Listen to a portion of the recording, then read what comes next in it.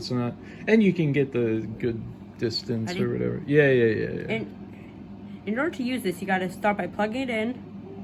It will tell you press any button to begin calibration.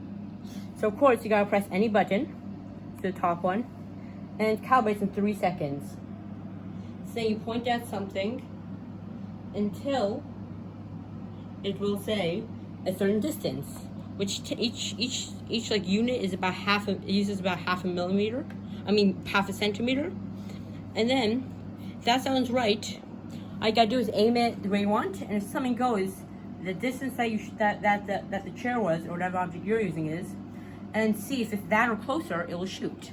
So let's say someone wants to walk by.